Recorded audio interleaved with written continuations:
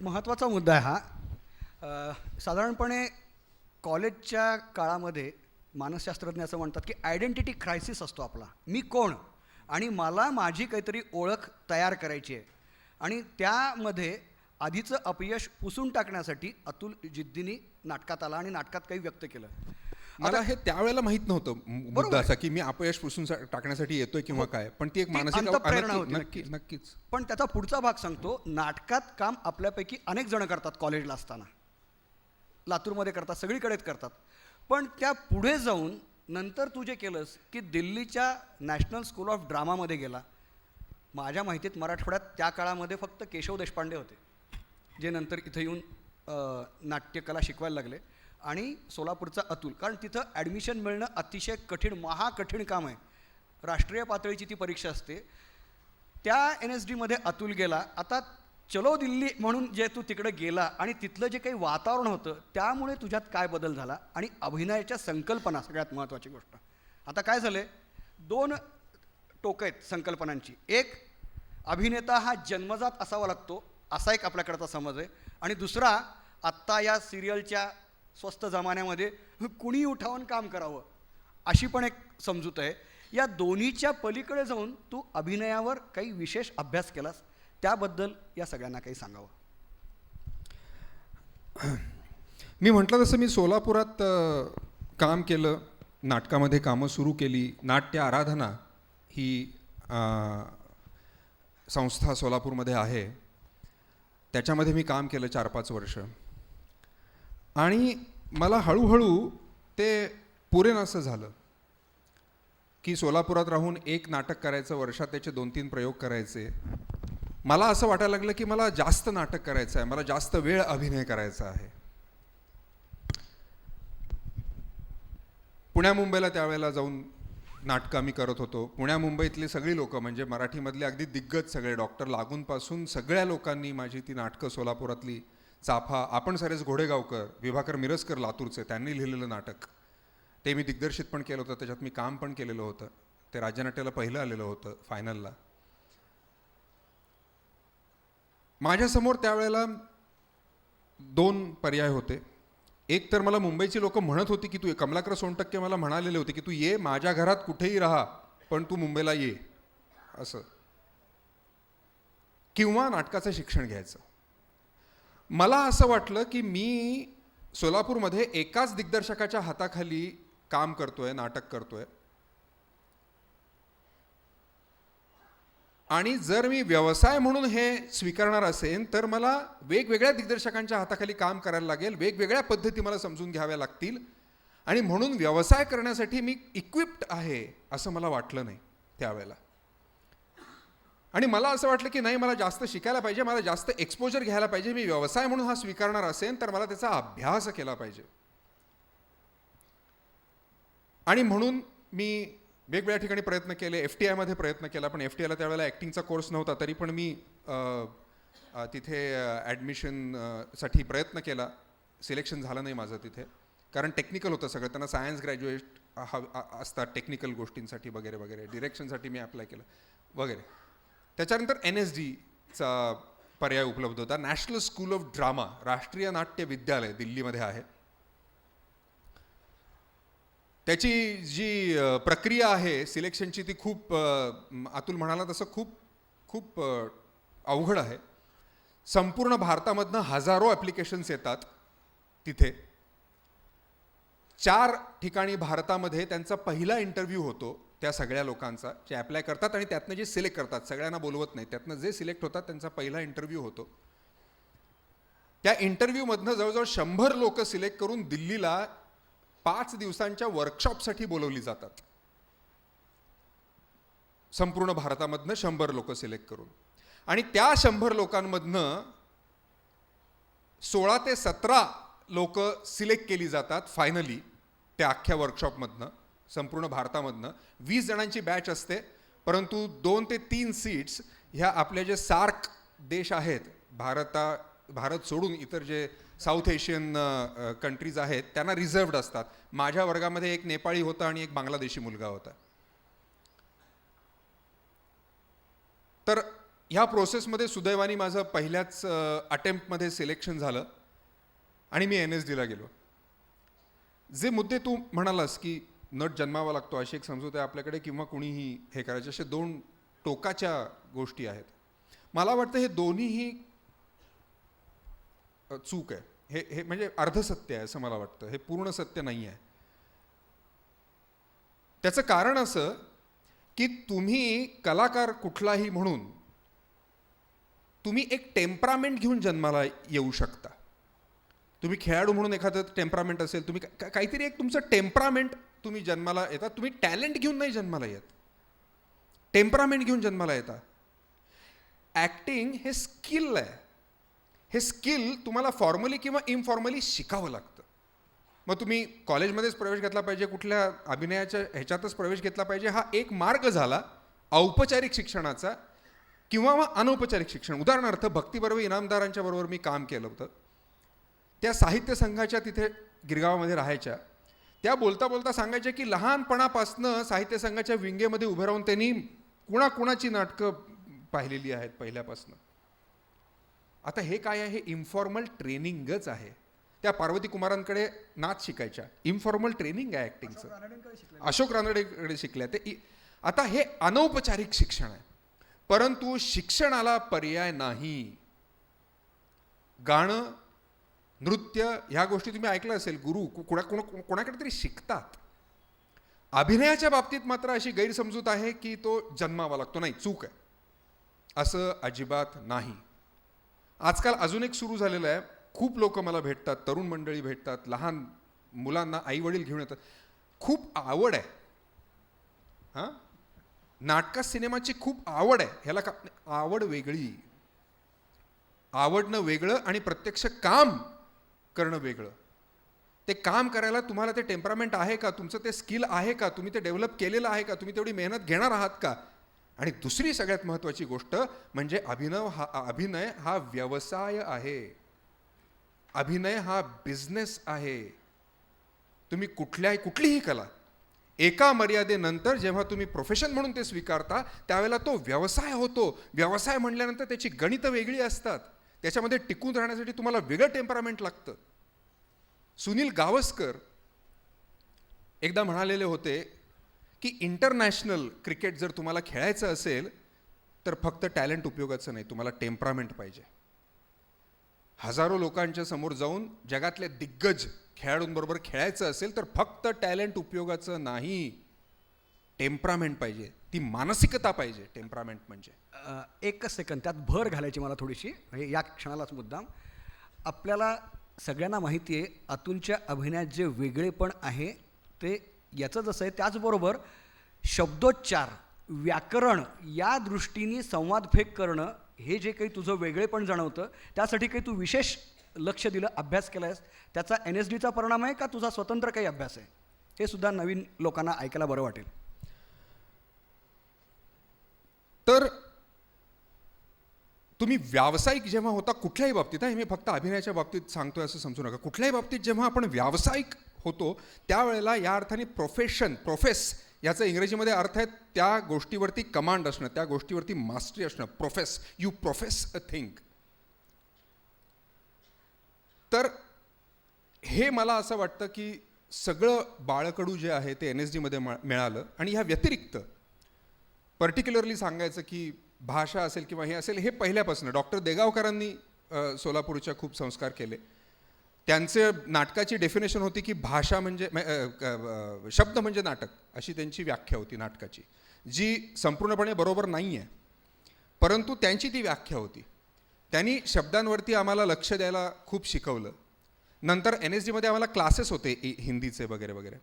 तर त्यामुळे मला NSDमध्ये खूप एक्सपोजर मिळालं. मला अनेक जणांकडनं शिकायला मिळालं. देश परदेशातनं लोक येत होती. नासिरुद्दीन शाह माझे शिक्षक होते तिथे, म्हणजे रेग्युलरली नाही पण तो काही वर्षातला काळ ते तिथे यायचे आणि शिकवायचे.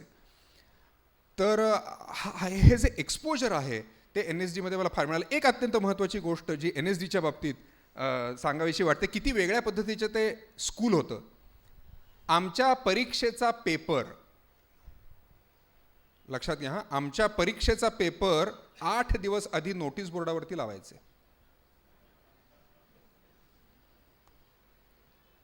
आम्हाला परीक्षेला हवी ती पुस्तकं घेऊन बसायला परवानगी होती.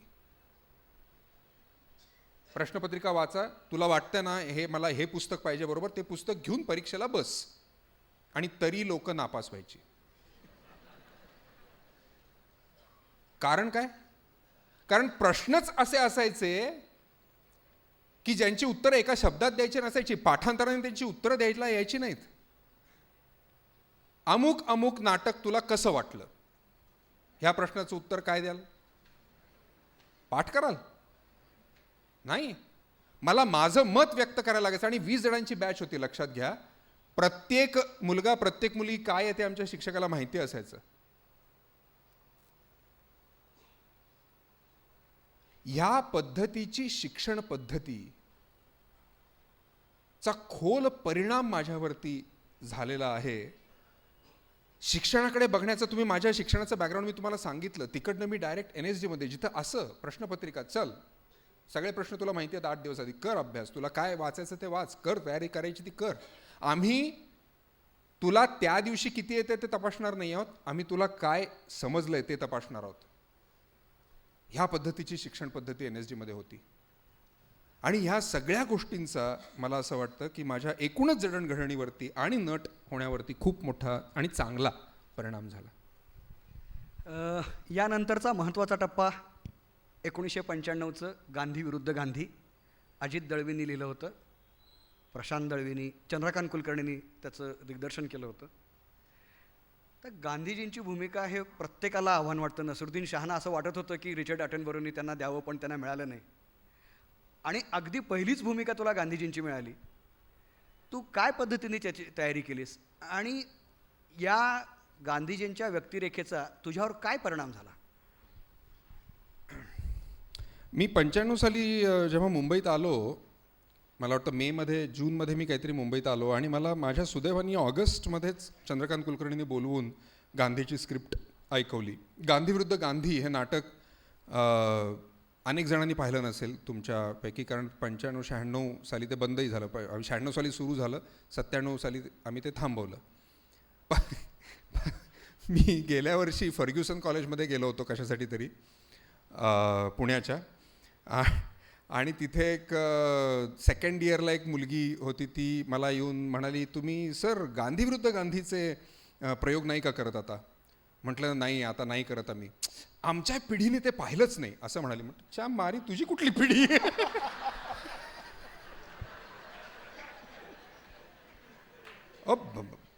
तुम्ही लक्षात घ्या, एक तरुण मुलगी मला येऊन म्हणते की आमच्या पिढीने पाहिलं नाही. काय झालं असेल माझं?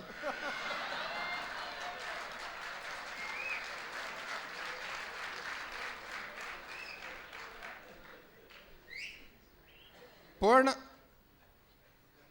नंतर माझ्या लक्षात आलं की गेल्या 2 वर्षापूर्वी, म्हणजे काय 2010 साली, 96 साली, म्हणजे 14 वर्षापूर्वी मी नाटक ते थांबवलेलं होतं. आणि ती मुलगी आत्ता जर असेल 16, 17, 18 वर्षाची, तर म्हणजे ती तेव्हा 4 वर्षाची असणार. बरोबरच आहे, आमच्या पिढीने पाहिलं नाही. तर सांगायचा मुद्दा हा की गांधी विरुद्ध गांधी हे नाटक हे गांधी आणि त्यांचा सगळ्यात मोठा मुलगा हरिलाल ह्यांच्याविषयीचं नाटक आहे. आणि कुठल्याही घरामध्ये जे वडील आणि मुलगा, म्हणजे यांचं जे भांडण असतं, यांचं जे एकमेकांशी पटत नाही, त्यावरचं ते नाटक होतं. की एक राष्ट्रपिता जो होता, त्याला घरी जेव्हा तो पिता होता तेव्हा त्याच्यातला फरक काय आहे ह्या बाबतीतलं ते नाटक होतं. ह्याचं माझ्या आयुष्यामधलं या नाटकाचं स्थान अत्यंत महत्त्वाचं आहे. त्याचे अनेक कारणं आहेत. एकतर ते माझं पहिलं व्यावसायिक नाटक होतं, त्यामुळे मला एक जी ओळख नट म्हणून, व्यावसायिक नट म्हणून मिळायला लागते, ती मला ओळख मिळाली. कारण ते नाटक खूप गाजलं, ते खूप लोकांना आवडलं. त्याची तयारी करताना मी जे जे NSD मध्ये शिकलेलं होतं ते मला लगेच करून बघायला मिळालं. साध्या साध्या गोष्टी. आता गांधीजी तुम्ही बघितलं, तुम्ही खिशातनं आता पाकिट काढलं, नोट उघडली तर गांधीजी, बाहेर गेलात कुठे पुतळा दिसला तर गांधीजी. गांधीजी इतके आपल्याला बघून माहिती आहेत की एका रेषेमध्ये गांधीजी आपल्याला पटकन ओळखता येतात. इतके ते आपल्याला माहिती आहेत. आता असा माणूस स्टेजवरती करायचा म्हणल्यानंतर शारीरिकदृष्ट्या तो लोकांना गांधी वाटला पाहिजे, ही एक बाजू. आणि फक्त शारीरिकदृष्ट्या जर मी वाटलो असतो तर मी कॅरिकेचर झालो असतो, मी कॅरेक्टर झालो नसतो, ते पात्र झालो नसतो, कॅरिकेचर कार्टून झालो असतो मी गांधींचं एका अर्थी. पण मला ते पात्र सादर करायचं होतं. तुम्ही मागे जी मंडळी उभी आहात ते पुढे येऊन बसला तरी हरकत नाही, पुढे काही खुर्च्या मोकळ्या आहेत, या जरूर. वर पण जागा रिकामी आहे. या तुम्ही उभं राहा, मलाच अस्वस्थ व्हायला होतं. या पुढे येऊन बसा, जिथे खुर्च्या मोकळ्या आहेत तिथे. काही प्रॉब्लेम वर बाल्कनीमध्ये जागा रिकामी आहे. हां, बाल्कनीमध्ये पण जागा आहे. असं सांगायला लागणं हा फार छान आनंद असतो की अरे जागा भरली आहे, आता वर बसा वगैरे, चांगलं वाटतं. पण त्याचा दुसरा जो भाग होता गांधींच्या भूमिकेचा, तो होता गांधींना आत्म समजावून घेणं. कारण त्याला पात्र करायचं होतं गांधी. त्याला अनेक वेगवेगळ्या गोष्टी मी केल्या. गांधींविषयी लिहिलेलं वाचलं, गांधींनी लिहिलेलं वाचलं, अनेक चर्चा झाल्या, त्यांचे असंख्य फोटो पाहिले. त्या काळाचा विचार करता त्यांच्या इतके फोटोग्राफ्स असलेला माणूस भारतामध्ये दुसरा असेल असं मला वाटत नाही. Most photographed person in that era असं मला वाटतं. परदेशातनं फोटोग्राफर्सनी येऊन गांधींचे फोटो, कारण तो माणूसच तितका मोठा होता. जी मागे लगेच मंडळी बसली आहेत त्यांना सांगून ठेवतो की त्यांनी जे उभं राहिले त्यांना लगेच तुमचं तुम्ही पुढे पाठवायला हरकत नाही, जी नंतर उशिरा आली आहेत त्यांना.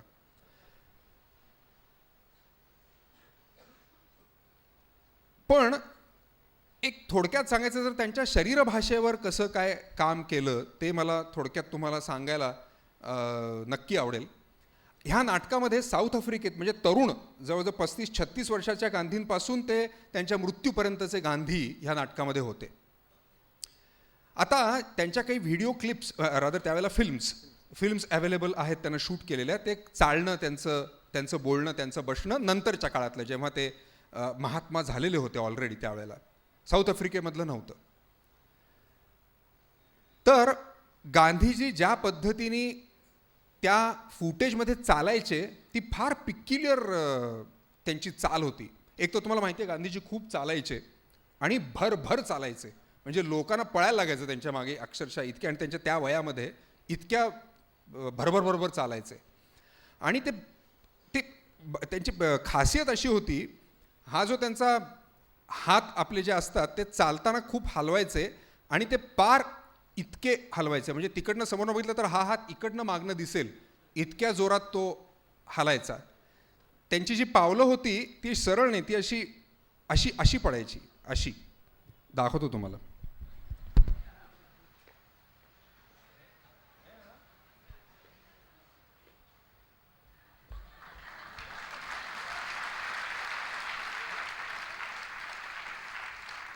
आता म्हणजे प्रॅक्टिस गेली आहे, त्यावेळेला आणखीन बरा चालायचो मी. आता हे मी व्हिडिओ क्लिपमध्ये बघितलं होतं. आता मुंबईमध्ये ह्याची प्रॅक्टिस कुठे करायची? आमची नाटकाची, मी मालाडला राहायचो त्यावेळेला आणि स्टेशनपासून माझं घर जवळजवळ अर्ध्या तासावरती होतं. मी रात्री 12-12:30ला लोकलमधनं उतरलो की स्टेशन ते घर असा चालत जायचो रस्त्यावरनं, गांधींसारखा. कारण ते अंगात भिनायला पाहिजे ना. आत्ता जे मी केलं ते मी कदाचित चालतो आहे गांधींसारखा असं वाटलं असेल, परंतु ते इतकं अंगात भिनायला लागतं की तो माणूसच तिथे उभा आहे. हे करण्यासाठी तुम्हाला खूप त्या पद्धतीने प्रॅक्टिस करावी लागते. ह्याच्याच संदर्भात एक छोटंसं आणखीन एक उदाहरण देतो. हे मी तुम्हाला ह्याच्यासाठी सांगतोय की अभिनय ह्या क्षेत्रामध्ये सुद्धा काही काही वेगवेगळे विचार असतात जे एरवी ऐकायला मिळत नाहीत, किंवा ती काय तयारी नट करतो. मी देवराई नावाचा एक मराठी सिनेमा केलेला होता, ज्याच्यामध्ये मी एका मनोरुग्णाची भूमिका केली होती, स्किझोफ्रेनिया झालेल्या. तर त्याच्यामध्ये औषधांचे जे त्यांना औषधं दिली जातात खूप स्ट्रॉंग डोसेस, पूर्वी जरा जास्त होता, आता त्याच्यात बराच बदल झालेला आहे. तर त्या औषधांचे परिणाम म्हणून तुमचे काही जे स्नायू आहेत ते तुमच्या नकळत हलतात, त्यांची मूव्हमेंट होते. तर ते मला दाखवायचं होतं. त्यावेळेला मी शोध घेतला की माझ्या शरीरावरचा कुठला, कारण आपल्या प्रत्येकाचे स्नायू वेगवेगळ्या पद्धतीने रिॲक्ट होतात, वेगवेगळ्या पद्धत असते आपल्या स्नायूंची. रचना जरी तीच असली तरी खूप फरक असतो.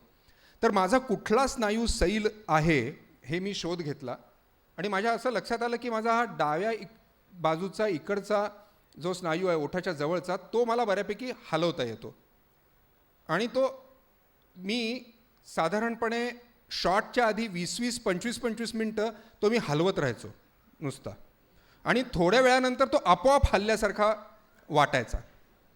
इतक्या वेळेला तर तुम्ही सतत ती गोष्ट केल्यामुळे.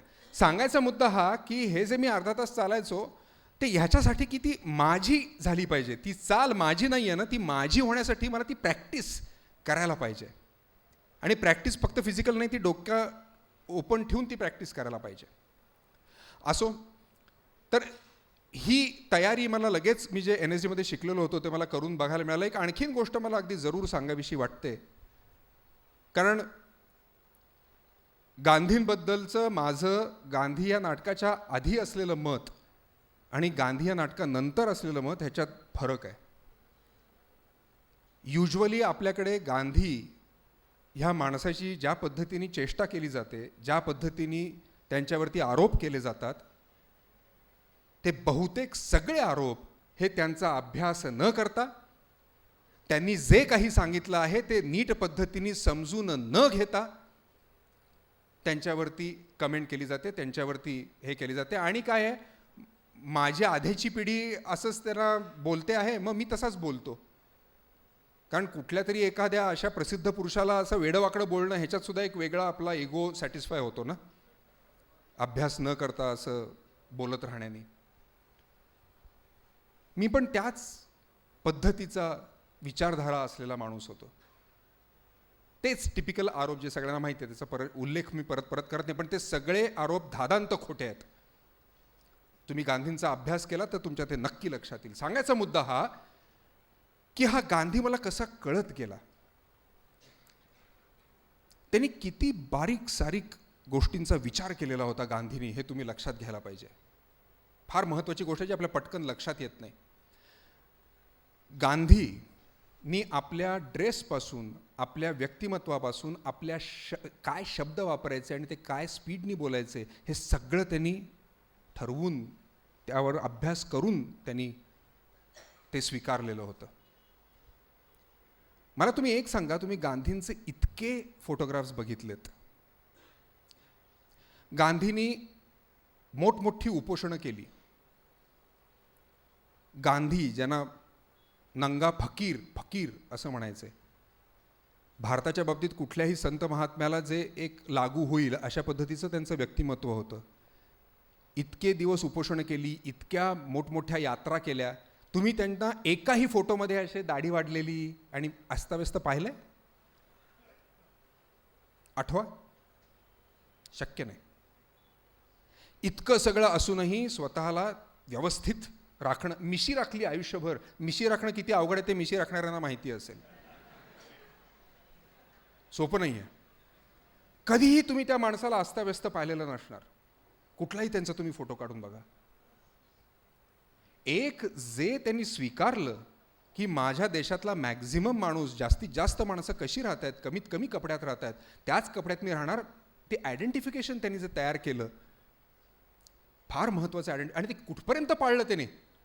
त्यांचा गोलमेज परिषदेला गेलेला लंडनमधला फोटो आहे, थंडीमधला, डिसेंबर, लंडनमधली थंडी, सगळे असे उभे आहेत इंग्रज, ओव्हरकोट, टोप्या आणि मफलर आणि हे आणि ते घातले, आणि हा माणूस पंचा नेसून एक शाल पांघरून त्यांच्यामध्ये उभा आहे इंग्लंडच्या थंडीमध्ये. सोपी गोष्ट नाही आहे. एक प्रिन्सिपल जे आपण स्वीकारलेलं आहे ते शेवटपर्यंत अशा पद्धतीने पाळणं, ह्याला मानसिक ताकद लागते आणि त्या मानसिक ताकदीमुळे तुमची शारीरिक ताकद डेव्हलप होते. चरखा, मी चरखा जेव्हा शिकलो त्यावेळेला माझ्या असं लक्षात आलं की चरखा हे फक्त त्यांनी ते वस्त्र तुम्ही करून वापरा वगैरे वगैरे, स्वावलंबन वगैरे ह्या सगळ्या गोष्टी झाल्या. चरखा ही अत्यंत उत्तम थेरपी आहे.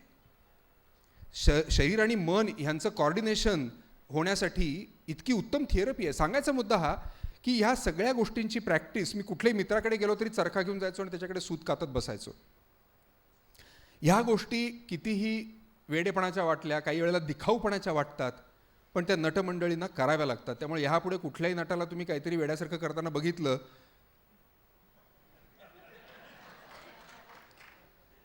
तर कृपया असं लक्षात घ्या की कुठल्या तरी रोलची तयारी करतोय. काही काही वेळेला नट असं असं तुम्हाला दिसेल, तो रोलची तयारी करत असतो.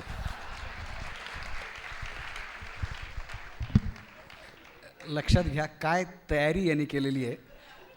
स्टानिस्लावस्कीचं एक पुस्तक आहे, ज्यांना कोणाला नाटकात काम करायची इच्छा आहे त्यांनी जरूर वाचावं. ॲक्टर प्रिपेअर्स, अभिनेता कसा तयारी करतो हे जे पुस्तकात वाचायला मिळतं ते आत्ता आपल्याला अतुलने सांगितलं. आणि बंधुभगिनींनो, गांधी विरुद्ध गांधी या मराठी नाटकाचा देशभर परिणाम झाला. त्याचे बऱ्यापैकी सगळीकडे प्रयोग झाले. मला वाटतं महाराष्ट्राच्या बाहेरही प्रयोग झाले, हिंदी गुजरातीमध्ये झाले. आणि नसरुद्दीन शहानी इंग्लिशमध्ये काम केलं.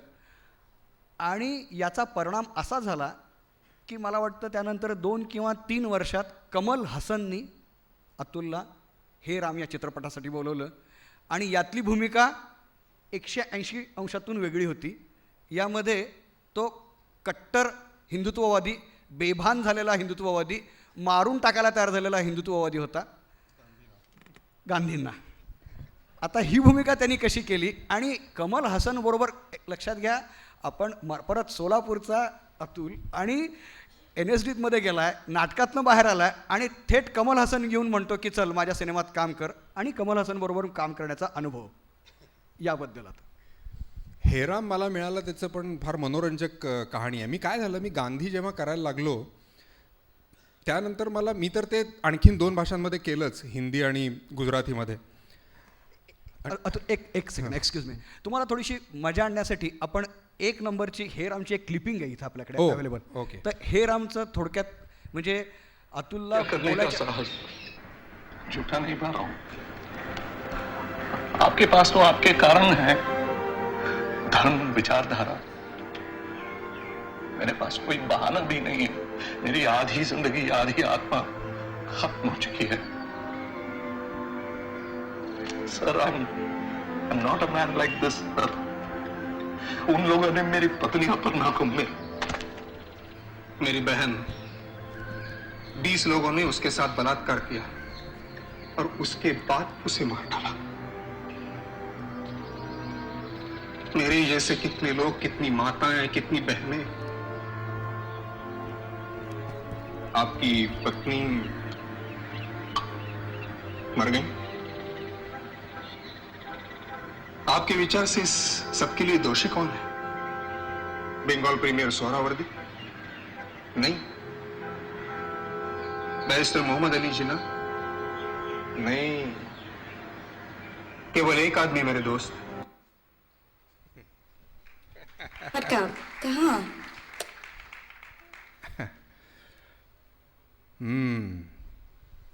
फ्लॅशबॅक. अगदीच. मी किती नादान होतो हे ह्या शॉटवरनं मला त्यावेळेला आठवलं. हे आता जे तुम्ही पाहिलं, कमल हासन, तुम्ही दक्षिणेमध्ये तामिळनाडूत जायला पाहिजे कमल हासन ह्या माणसाची ताकद काय आहे हे कळण्यासाठी. एक छोटासाच किस्सा सांगतो.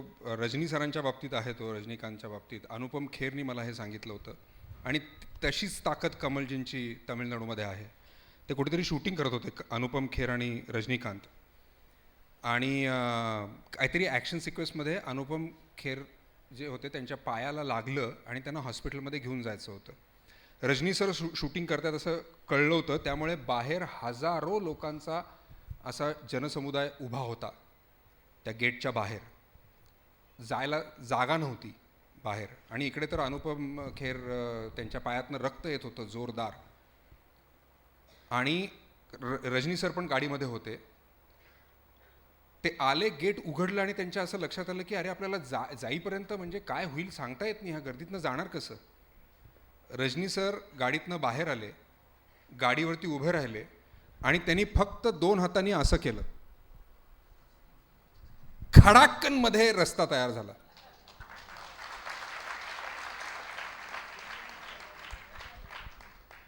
एका क्षणात खडाक. रजनी सरनी सांगितलं बाजूला हवा, खडाक एक रस्ता तयार होऊन.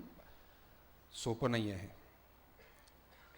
ही ही ही ही पॉवर असलेला हा माणूस कमल हसन. आणि आत्ता जो प्रवेश यांनी दाखवला त्याच्यात तुम्ही पहिल्यांदा बघितलं असेल की मी ते कमलजी बोलतात आणि नंतर मी बोलायला जेव्हा सुरुवात करतो त्यावेळेला मी त्यांना असं केलं इकडे.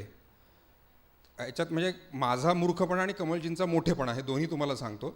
आमची रिहर्सल चालू होती त्यावेळेला ते असं असं काहीतरी करत तिकडे हे गेले आणि मला एकदम इन्स्टिंक्टिव्हली मी त्यांना असं करून इकडे हे केलं, इकडे बघ, अशा ह्याच्यात. कारण ते पात्र तसं होतं. आमचे असिस्टंट डिरेक्टर्स अख्खं युनिट चळचळचळ कापायला लागलं. कमल हसनना ह्यानी काही न सांगता खडाक हा केल्यानंतर आणि कमलजी असे झाले त्यांना. आणि मग मी माझा डायलॉग बोलायला माझ्या गावी नव्हतं मी काय केलं आहे. कारण युजली बेसिकली मी जर आत्ता असं माझ्या डोक्यात आलं तर मी आधी त्या सिनियर ॲक्टरला सांगेन की मला असं असं डोक्यात आलं आहे, मी असं करून तुम्हाला केलं तर चालेल का, हे मी आता विचारेन. आता तेवढी अक्कल आली आहे, त्यावेळेला मला तेवढी अक्कल नव्हती. आणि त्यांनी लक्षात करा कळलं नाही काय झालं. आणि मी डायलॉग बोलला तरी माझ्याकडे 2 मिनटं बघितलं आणि तेवढ्यात असिस्टंट डिरेक्टर धावत आला. सर असं सांगायला त्यांनी त्याला गप्प बस म्हटलं. Very good, do that.